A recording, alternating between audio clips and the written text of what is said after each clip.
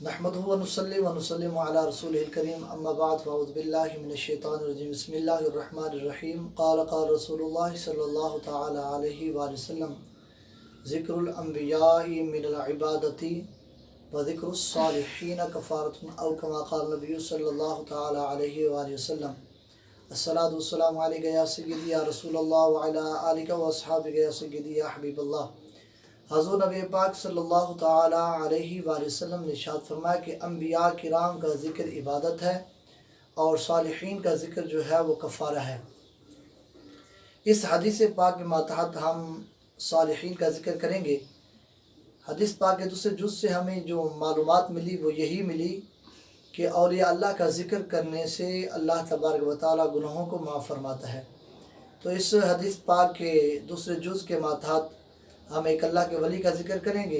हज़रत इब्राहीम बिन अदहम रहमतुल्लाह अलैह एक ऐसे अल्लाह तबारक व तआला के बरगुज़ीदा बंदे गुज़रे हैं जिन्होंने बादशाहत भी छोड़ी और अपना ऐशो आराम छोड़कर अल्लाह तबारक व तआला की मार्फत को हासिल करने के लिए आपने दरवेशी इख्तियार की।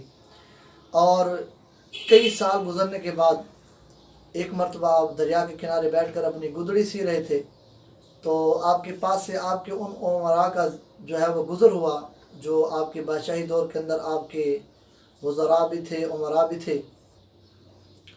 तो एक शख्स ने हज़रत इब्राहीम बिन अदहम को पहचान लिया तो उसने दिल में ये बात सोची कि ये देखें, ये बादशाही छोड़कर और ये कौन सा लिबास इन्होंने पहन लिया है और आज इनकी हालत ये बन चुकी है कि अपनी गुदड़ी बैठ के अपने हाथों से सी रहे हैं और कहाँ वो बादशाहत और कहाँ ये फ़कीरी। तो हज़रत इब्राहीम बिन अदहम ने उसके दिल की बात को जान लिया और इसी वजह से हम कहते हैं कि औलिया अल्लाह की बारगाह में जब बैठा करें तो अपने दिलों के ख़यालात को और अपने वसवसों को रोक के बैठा करें, क्योंकि औलिया अल्लाह की जो मजलिस होती है, औलिया अल्लाह की जो बारगाह होती है, औलिया अल्लाह की जो सोहबत होती है, वहाँ पे अपने दिलों को संभाल के बैठना पड़ता है। अगर दिलों में वसवसे आ जाएँ तो औलिया अल्लाह जो होते हैं वो फ़ौरन दिलों के राज़ों को भी जान लेते हैं। तो हज़रत इब्राहीम बिन अदहम ने फ़ौरन उसकी दिल की बात जो थी वो जान ली। बात तो उन्होंने नहीं की थी, लेकिन हज़रत इब्राहीम बिन अदहम ने उसको जो है वो दिखाने के लिए आपने अपनी सुई उठाई और समंदर के अंदर फेंक दी। जिस दरिया के किनारे बैठे हुए थे, दरिया था या समंदर था, उसके अंदर आपने वो सुई फेंक दी। जिस वक्त आपने फेंकी तो फ़ौरन आपने हुक्म इरशाद फरमाया कि ए समंदर, मेरी सुई वापस करो। अभी आपका हुक्म फरमाना ही था कि समंदर की हर मछली अपने मुंह में सुई लेकर हज़रत इब्राहीम बिन अदहम की बारगाह में आई और कहने लगी, हजूर हमसे ले लीजिए।